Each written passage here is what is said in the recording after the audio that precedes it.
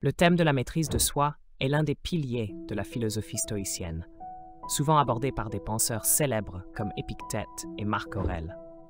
Épictète mettait l'accent sur l'importance de s'éloigner des paroles vulgaires et inappropriées, tandis que Marc Aurèle valorisait la modération, non seulement dans la nourriture, mais dans tous les aspects de la vie quotidienne.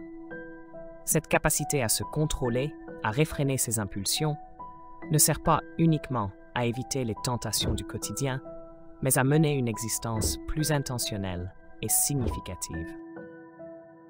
Dans des vidéos précédentes, j'ai souligné combien le contrôle de soi est essentiel pour échapper aux mauvaises habitudes et se maintenir sur une voie stable, loin des émotions éphémères.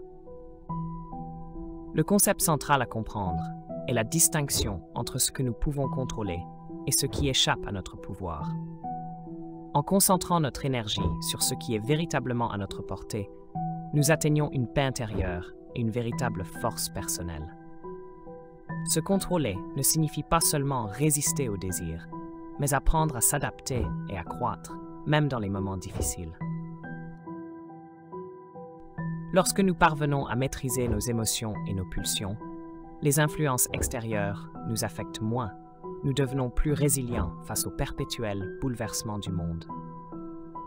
Une expérience personnelle que je souhaite partager concerne un jeûne de 72 heures que j'ai entrepris.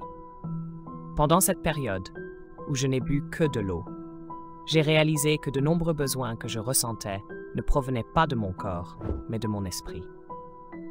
Avant, je pensais qu'il m'était impossible de fonctionner sans manger pendant une journée.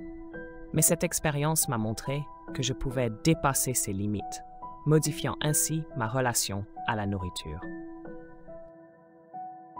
Je me sens désormais moins préoccupé par l'alimentation et plus confiant dans ma capacité à gérer mes désirs. Un autre philosophe stoïcien, Sénèque, évoquait les fêtes somptueuses de Rome où les gens se laissaient aller à la débauche et au plaisir.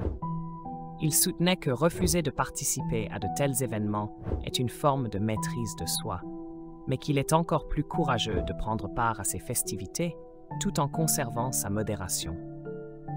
Sénèque recommandait de vivre simplement, de manger sobrement et de porter des vêtements modestes pour se demander « Est-ce cela que je craignais tant ?»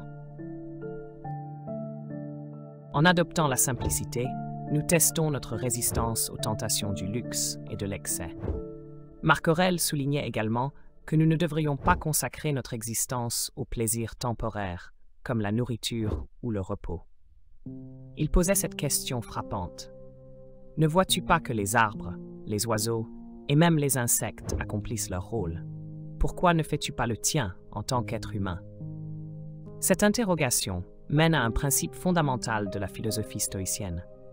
Vivre en accord avec la nature, ce qui signifie vivre en harmonie avec notre nature humaine.